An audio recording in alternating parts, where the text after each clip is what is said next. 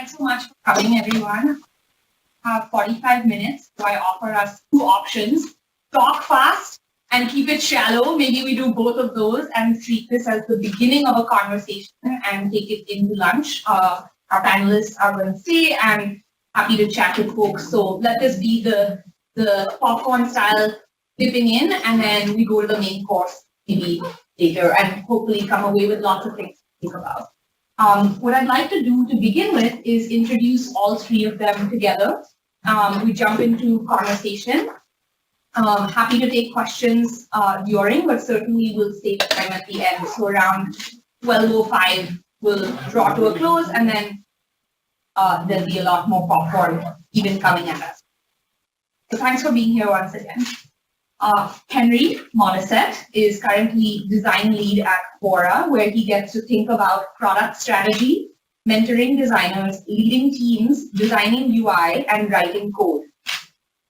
Before that, he worked on Gmail, studied computer science, and grew up in Colorado.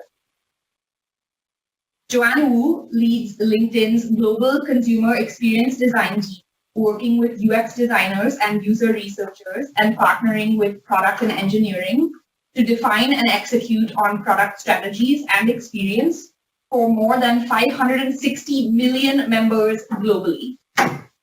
If you guys' building and you guys' product is anything to go by, I'm hoping this user experience with you will also be awesome.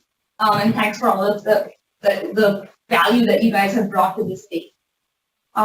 Diego Mendez is a designer at Facebook working on stories, which is a fun way to share and view content from friends on Facebook using filters, stickers, and augmented reality. Before Facebook, Diego was a designer at Pocket, Chegg, and Nebo. So maybe I'll kick things off with a question to sort of set the stage, and then we'll pick up on threads and take it away from there. So I'd love to hear from each of you, maybe briefly to start with. What needs does your online community serve and meet? What role does it play to the users that it's? We don't have to go in order. I can start. Interesting about really gotta start offline, right? There are few core components to be the community, regardless online or offline. Look at today. What do we have here? People. And what do we have here? Purpose. That's pretty much why we're all here, right? We have the same purpose. We have people, we have purpose. What's next? Important thing for community? Participation, right? That's why we're here. Have a Q&A, having conversation, have a discussion, have a panel, And the first one, I also think that it's a parameter, meaning how can you build a community? You need to have those admin experience. You have to provide the tools, right? Even like today's conference, you have all those awesome volunteers or organizers to guide the conversation quickly. So for me, building online community similar to the offline model, gotta have people, purpose, participation, and trust.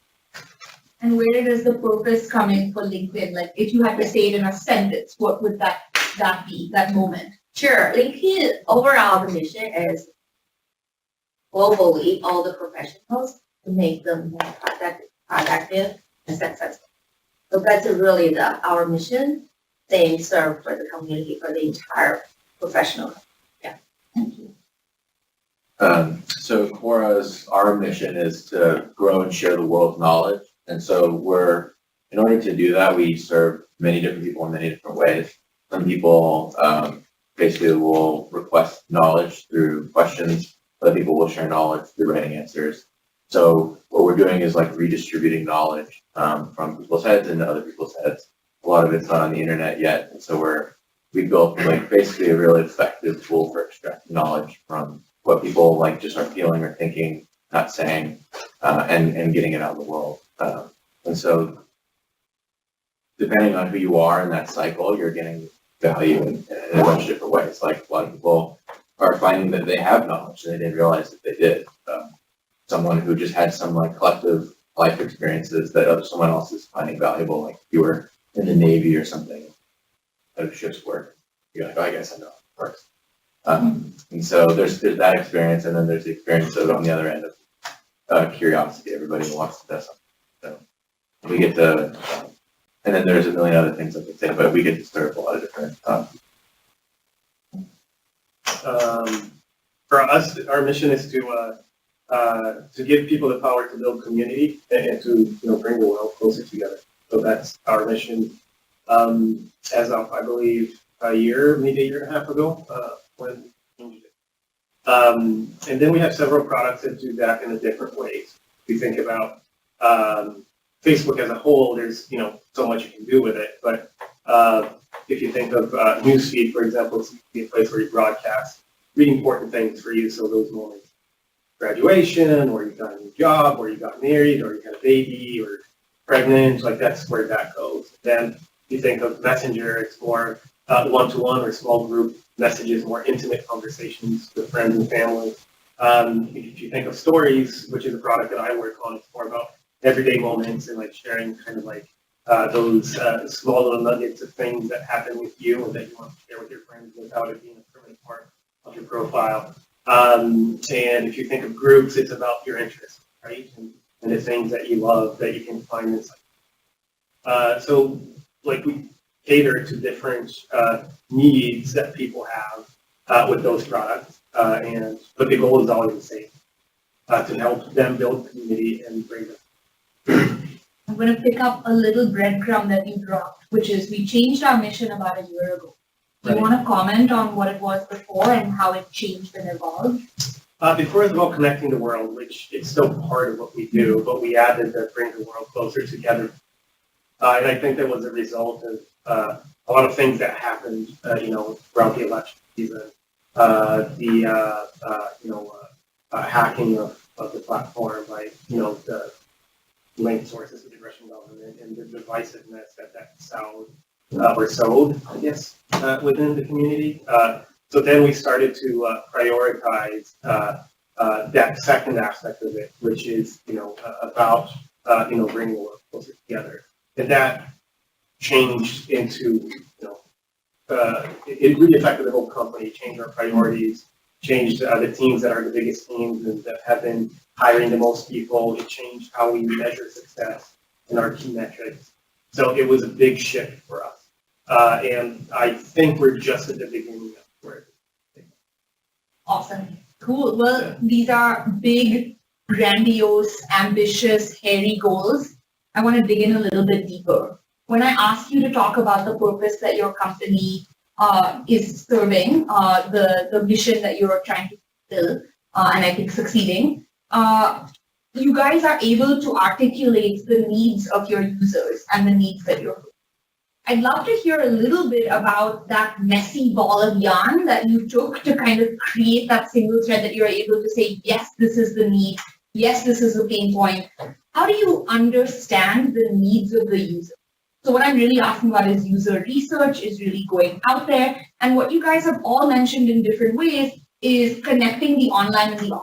That you see a need in the real world, and then how do you manifest that online? So I'd love to hear about that experience of kind of going out there and working with the people to understand what their feedback is and what their. So I think, I assume this is true for all of us, but there's not just one type of user. We all have products that are that have many different features, and every feature has power users.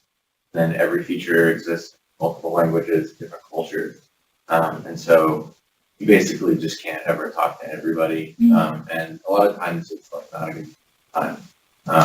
And so, and then the other thing is, a lot of times you want to have a good sense of like thinking of it as a market or a community at like a larger scale, and that your goal is not necessarily like just listening and building features based on requests. Like if you're building like a B2B product, of course that's like process you want to follow. But for a social internet product, your job is more like writing like working in like legislators. You're writing laws. You're trying to like encourage behavior, trying to get people to do things, behave, and have like this like greater good experience. And so you have to like think about everybody's experience and how they interact with each other, making sure that like the average experience is good. not just like only just an individual experience. And so often, like, of course, you want to be able to take pulse checks with user research, but often the best way to do that is to have metrics, use data to figure out, like, are people feeling the way that we think they are they behaving the way that we think they are they working, doing the things that we think they're supposed to be doing, and that, like, that's just the best way to understand it. Whether like. Awesome. And it sounds like what you're saying is that there isn't just one user, and so in a sense, talk about the voice of the user, the voice of the customer, that automatically involves slicing and dicing and really finessing and segmenting. Yeah.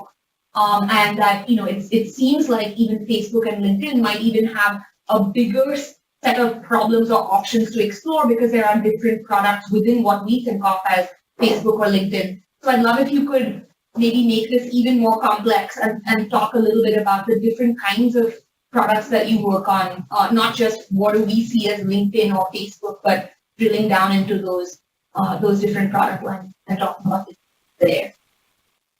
Sure. I mean, here, very, very high level, we serve both first as well as customers. Essentially now, we can dive into a little bit deeper for each side. On the consumer side, we look at our their segment, a job seeker, their career leader, their senior leaders. So for those, you can imagine we probably will dissect even deeper. In that sense, in each kind of a bucket or segment, they have a different need. That's where how we understand them and start building the product. For example, job seeker, we have a job specific team focusing on that job seeking journey. For that side, also relate to the enterprise side, since we have a recruiter product, right? How job seeker journey will influence the recruiter, how they fund their, basically marketplace, right? There's supply, there's demand. How can we, through both journey mapping to see opportunity? That's this. And for consumer side, also from product building a community perspective, we're also starting reinventing our group product. I don't know many of you are reading those or not. We did the grant redesign of the group, going back to our flagship Quora product last Thursday, 5% free, so you guys are all going to use that. Again, that was going in, listening to those community builders, or I don't know how many of you are owning a group on LinkedIn. How can we understand them? What's the need, right, to bring them back into LinkedIn works? This is a question that you could spend like a whole day on. But what I would say is that everywhere that I've worked, we've used a people-centered design process, which really at its core is about understanding people's needs. And then there are the different types of needs that you need to understand and where. And because Facebook is a global product, you need to go into those communities and understand what is happening with that specific community. So, for example, and you can read about all this on our press room, by the way. But in India, for example, females didn't feel comfortable putting a profile picture because people would screenshot their profile picture and then abuse that profile picture in some way. So we built tools to prevent that. Another issue that's specific to India as well, it was challenges with blood donation. So working with business partners and nonprofits, we realized that we have an opportunity, to basically allow folks in India to tell us what their blood types were. And then when hospitals in their towns or villages needed that type of blood, they would be notified that they could go and donate blood. So there are like those specific things that, begin with a very niche need in like one country. Then we build it, and then, we may expand that to other countries as we go. So but all of that is done through, people-centered design. And in my understanding of what that is, it involves both qualitative and quantitative data. So it's a balance of those two. This is segueing right into, I'm gonna maybe a reflection here of what I'm hearing is that, obviously you're dealing with kinds of users that often is two-sided or a marketplace, that there are different sort of agencies. What I want to call out, and we'll get to metrics, I think, towards the end, so let's put a pin in that, but But what I want to call out here is that there's another kind of human involved in this ecosystem, which is the designer. That design by definition means that you're consciously involved, that you are a human being or a set of human beings that is engaging with these communities and making particular decisions and choices that improve or change and impact how people use the product. So I want to shift a little bit from that kind of purpose and the absolute or the abstract of what is this product trying to do and who are the users that it serves, to you guys and the work that you do in terms of making those choices, in terms of architecting and building and really bringing meaning from these. And design can impact everything, right? And design is all about choice. So I'd love to hear about a tough choice or a tension that you have tussled with, either yourself or on the team, while building out these massive communities. You're not going to meet everyone's needs. You can't be everything to everyone. Tell me how you made those decisions. And I'd love a specific example, like where the meet. So like sit forward and take notes. Yeah. I can give one. So basically, any product where there's content generation and content consumption, then the product, then there's like some distribution system that tries to take the content that was created and give it to people that want to see it. It has this tension where there are people making content, there are people that want to read content. The people that want to read content just want to read the best stuff. The people that create content, they want all of their stuff to get seen by the most people, right? Problem is, not everyone can create good content. And then even if you have good content, it's not necessarily what someone on the other side wants to read because they might not be interested in that. And then that gets much more complex when you have different types of content. So like think of these as like different stories. So for us, we have questions, we have answers, we have blog posts, we have a few other kinds of things, but then you get like, it just makes everything more complicated. So when you have to make decisions, like we need to, in order to figure out that this answer is good, we need to show it to a bunch of people and see if they click on it. And those people might not even really want to read it, but it helps us understand that that answer is good so that we can then show it to more people later. So that you end up having to make these decisions that feel like, for some individual user, like maybe their third feed story was something they didn't want to read, but it like helps us get data to then learn that that answer is good so that we can show it to even more people. And so it feels like weird to make decisions that way if you're trying to focus too much on the user experience. But that's how you get things like you learn what's actually high quality, you learn what's actually so that kind of thing. So there's a lot of tweaking, a lot of conversations with machine learning teams, trying things, looking at experiments, getting user feedback in order to like tweak these kinds of things so that they feel reasonable. Maybe I can tug a little bit the way that you guys tug on the algorithms and sort of say that it sounds to me, and I'd love to hear people's thoughts, sounds to me like there's a little bit of puppeteering going on, right, and engineering, and how do you make this the best possible product? Because you try it out on people and you tweak it and you come to the right mix of algorithm, but it sometimes means, like you're saying, that people may not see exactly what they want to see, and that you're, in fact, Wizard of Oz style, determining what they might see. Yeah. Or sometimes we don't know. Or you don't know, and you're figuring it out. Because a lot of the times, it's all black box, right? Anything that's powered by ML, like, you just know that it's supposed to do something. It's supposed to make a likelihood guess that it's the right thing. And, there's always a chance that it's not good, and you can't actually ever see every individual user experience because it's all dynamic generated. So, like, that's one of the hardest parts is you're designing the black box and hoping it's working, and you look at data and assuming you have the right metric, hopefully you're getting what you want. But even if you're making mistakes, you're making them on large numbers of people. So, Yeah. Okay, other tough choices, hard conversations. I got one that comes right up. The change that we made from traditional number metrics as goals of success, like to what we call MSI, meaningful social. And that was a change. Say that again, meaningful social interaction. Yeah, so time spent on app basically is, that's what matters. MSI is different. MSI is about the things that those who read. So those are having conversations, those are liking photos or videos.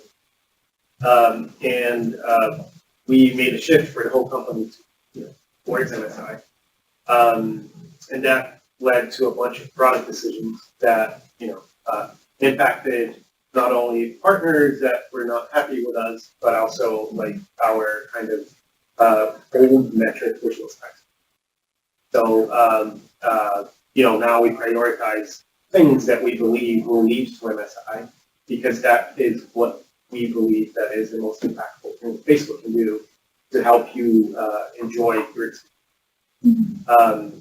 So there is content that, now gets, not as much distribution because of that. And, folks are not happy.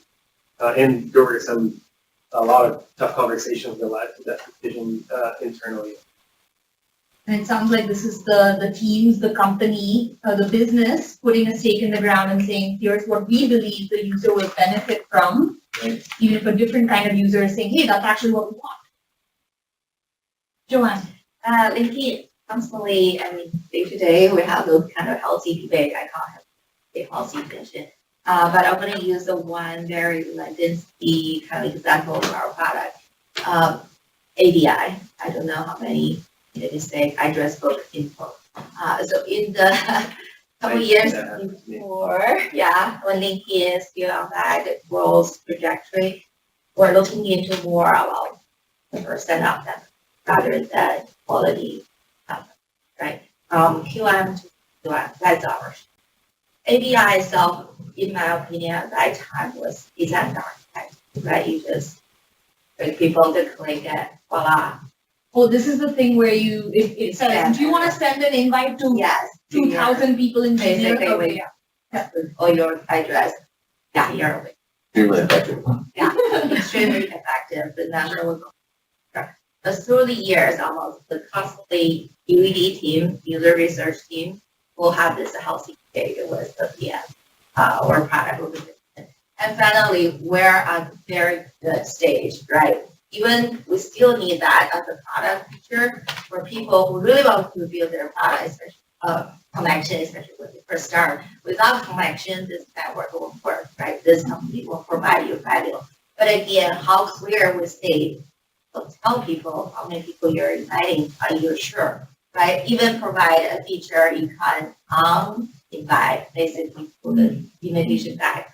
All those kind of through a lot of debating, policy debating. At the same time, we see a positive side. Once we do this, number didn't drop that much. NPS score actually much better. ABI is a 1 hour's worst NPS score detractor, but not anymore. So it's a win-win situation for both user experience as well as business. So this is just a very, very good example. Thanks for sharing this. And it's obviously clear that it's not just the thing shows up fully wrought one fine day you have this thing, but that it's constantly. And I'd love to just return really briefly to the user researcher. They're talking about NPS, there are surveys, there are all these internal conversations. How are you guys with hundreds of millions of users going out and picking whom to talk to?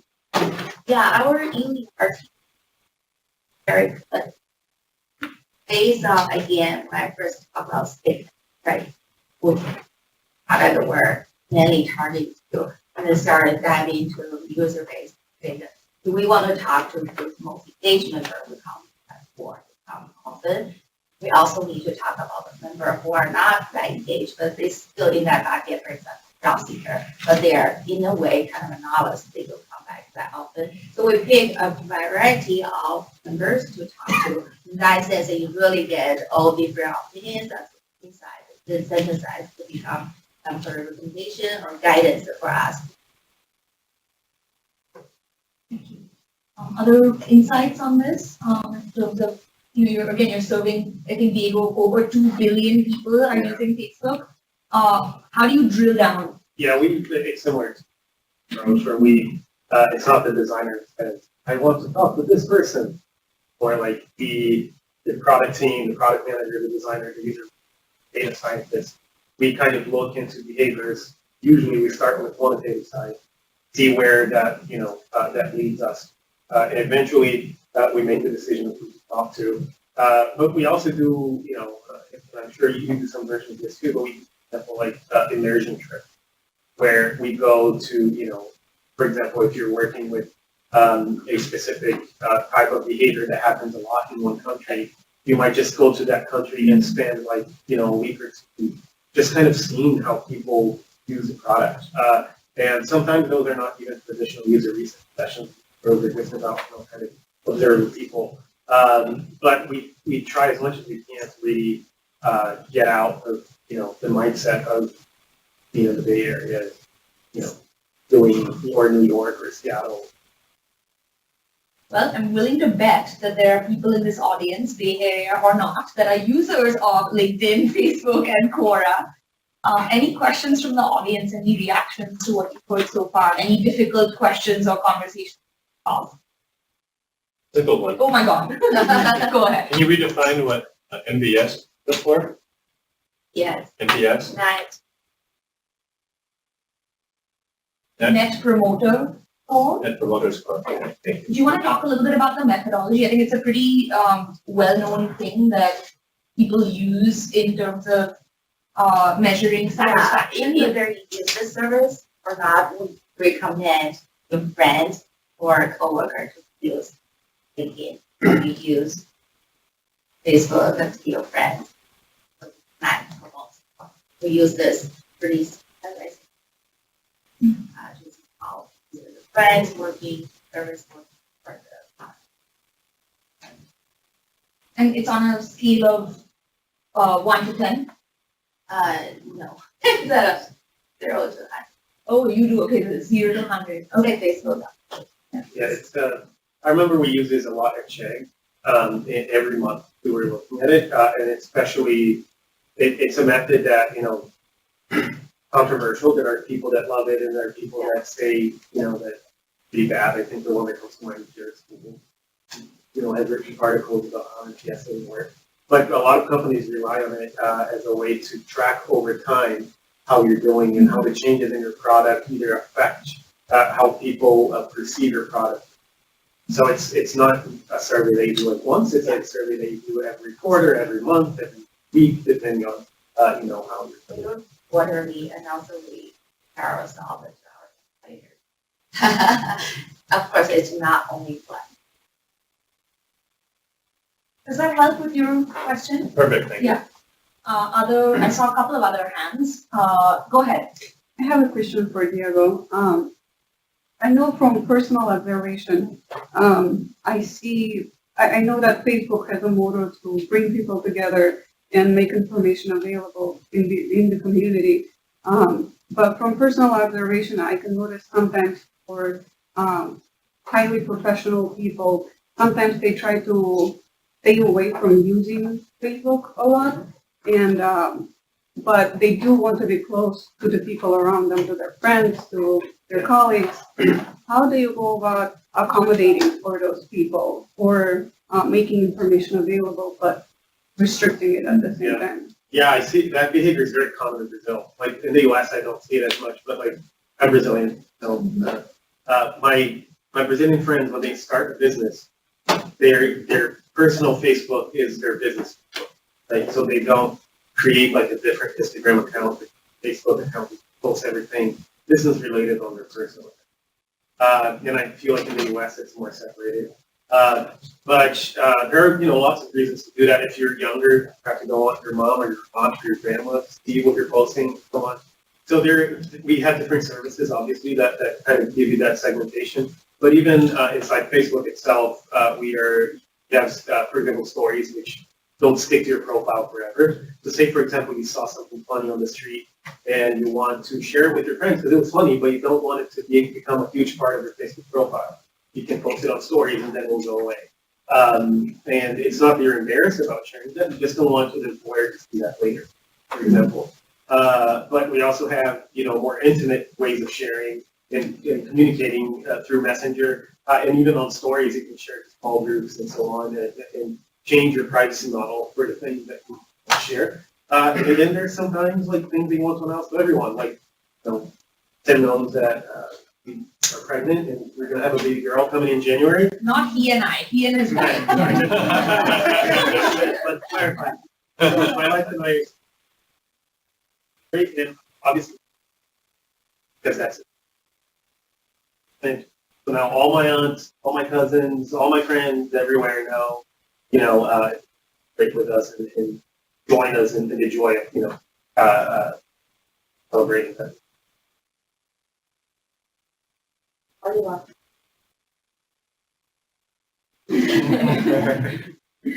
And we had a question in the back. It sounds like when you're designing UX communities, it's there seems to be this trade-off between what's good for a short-term vanity metric, like time on app, versus what the people building that community or design feel might be better in the long term, like MSI that you talked about. To what extent and how does the design team get involved in defining that longer term metric? Because it seems to me that the short term metrics are straightforward, right? Because they're vanity metrics. But the longer term metrics like MSI, like what even goes into meaningful social interaction? What are you measuring? Is it a composite index? It's obviously complex, right? And to what extent are designers involved, and how are designers involved in defining that, and how is the user's perspective being brought in? Great question. And I'm sure you have both have versions of this too, but for us, by the way, you should all go to medium.com/fmag. Margaret Gold's is one of our VPs of design. She wrote an article about ethics and the dilemma of the designer space. But basically, she talks about how designers spend a lot of time thinking about what we can build, right? Because we have this optimistic view of the world, and not nearly as much time as we should thinking about what we should build and what we shouldn't build, which is even more important, right? So I think that's the key role that designers have, is that we have the superpower to get something that's really abstract and make it feel real through design and prototyping. And it's super easy to take the most optimistic view on a problem and just go brainstorm and build something awesome and not think about whether you should build that thing or not. And I think that's really the key question. Everybody in this room should read that article. If you haven't yet, there's a link in the article to listen to it to the talk that she gave herself. So I think that's the key question: is we should spend more time thinking about what we should build, and also what we shouldn't build. And the second part of that, which is how we decide, right, which to MSI from like time spent on app or those other metrics that are more traditional. And what I would say is that it's not a design alone. Like, the designers don't work alone. We're working on a team. We're having tough debates with the team. Oftentimes those debates are, conflicting in nature from what the idea is and what we do. But then what I've seen is that successful products end up always choosing the long. You're always playing the long game, not the short game. And I think that's different for a startup, right? Because when you're starting, it's a lot harder to take that long view because you need to get your, Series B or whatever. But when you're a more established company and you have strong revenue and you have the resources, then it becomes a lot easier to take that long. Go ahead. Then I'll come back to Henry. Well, I wanted to, on this matter of, what to build, and then maybe also what to care about as a company, right? I wanted to just throw in a quote here from the CEO of Quora, which I was doing my research last night, and I found an answer on Quora that was, how many users, how many monthly actives does Quora have? And he said, well, it's a couple 100 million unique per month, but we don't focus much on numbers because we usually optimize for quality, and that comes with a trade-off against volume. To which I say, Henry, please discuss. That's a funny quote because there's a bit of PR in there, there's a bit of strategy in there, and then I think there's much truth as well. So we do care about numbers quite a bit. We use a lot of numbers to evaluate the success of everything we do. But I think implicit in what he's saying is that you could make a short-term decision that would boost some metrics that wouldn't be good for the long term. So one of the things that we care about a lot is, so we have this like framework called the Ring of Fire. I don't know if this is like something that people are aware of outside of Quora, but you can have this thing called Ring of Fire where you invite, let's say you get a bunch of users to start your product off, and then those people invite more people, and those people invite more people, but the original people burn out. You have you're growing, and maybe your metrics look great, but your original users left because the product got worse over time. And that's it's like you're having network effects, but you're having really bad ones, and eventually you're gonna explode. And so we hear a lot about preventing that from happening with Quora, and what makes Quora work and what makes Quora grow and be successful as a business is quality. So that's the most important thing for us to focus on is growing the right things. Something that that might mean some sort of slower things in the meantime. Program. Thank you. Joanne, sorry, I cut you off. Definitely share a lot of already there. I want to go back to that question a little bit. Just when designer involved with a solution from the very beginning, you bring your own perspective in, but this also requires you to understand it. So without that understanding, you probably miss something too. So that's why it's so important you have your product owners, you have your data science, you have UER, you have design, all bring different perspectives. At the same time, empathetic, understand others' perspective. That's where, you sort of meet in the middle. At the same time, Gabriel just said, always know where you're going. So in that way, kind of converge and also have a goal to achieve together. Thank you. Thanks so much. May I draw from this to talk about, you talk about how you have to understand the business, you also have to be empathetic and understand the user or the various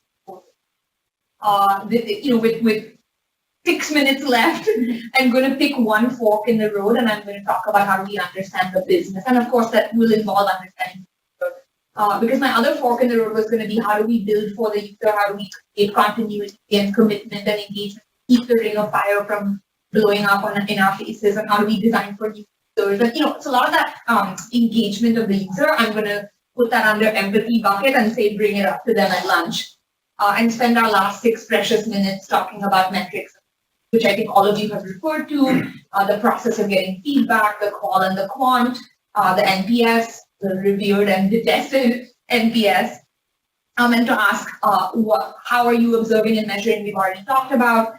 I'd love to maybe challenge, just tell me about what metrics, tell me your North Star, and say, tell me about a time when the numbers told you something just weren't existing. Tell me about a time when the numbers didn't make sense. Tell me about a missed opportunity from the metrics side, measurement. I can tell you a very quick project that I had at Pocket that was a tremendous success. But if they had followed my advice, it wouldn't have. Which was the Pocket Chrome new tab.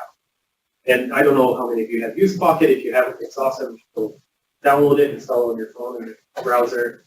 But basically, Pocket is a button that you can share into Pocket, and then you can read it or watch it at your own time. It becomes a list of the things that you want to read and watch all time. And then eventually Pocket learns about you and what you like to read about, and then it recommends content for you. And you can also follow people that you admire or friends so that you can all kind of follow what each other is reading and recommend.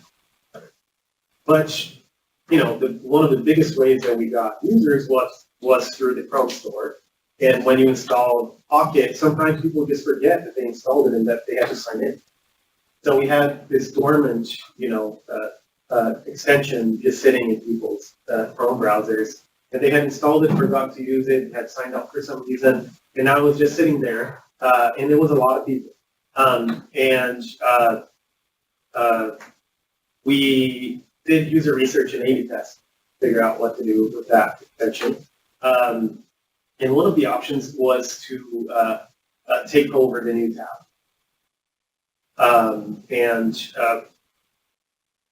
On Qual, we heard that people hated that. So basically they were saying, no, that's do that, don't do that. And the data was showing that people actually started using and enjoying Pocket more, if we did that.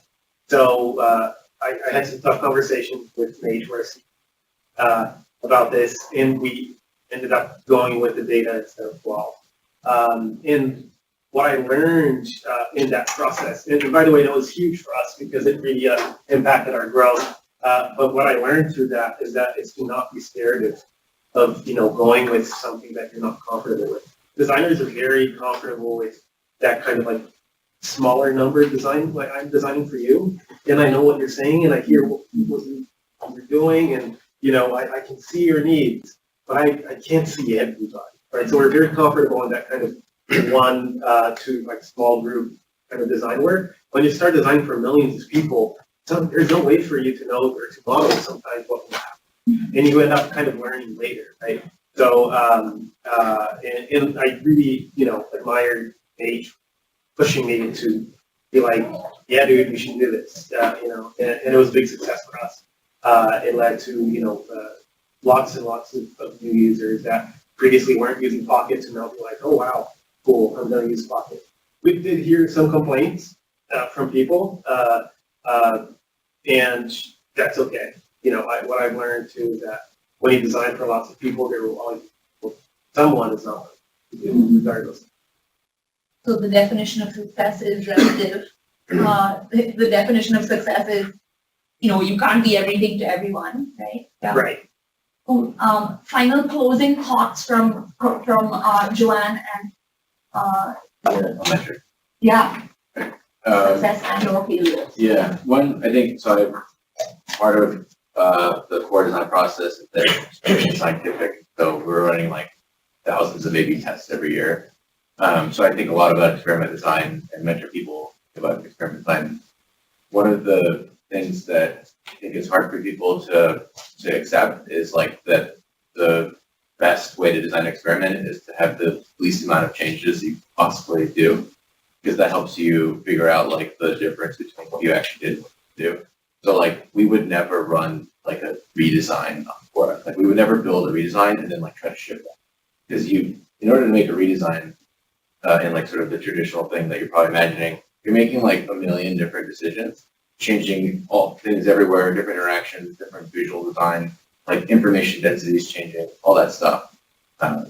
If you run that as an A/B test, you're going to just see your metrics go insane. You're either going to go all the way up or all the way down, and you're never going to know like why it changed. It could be that there's some one piece of that change actually was majority of the metrics.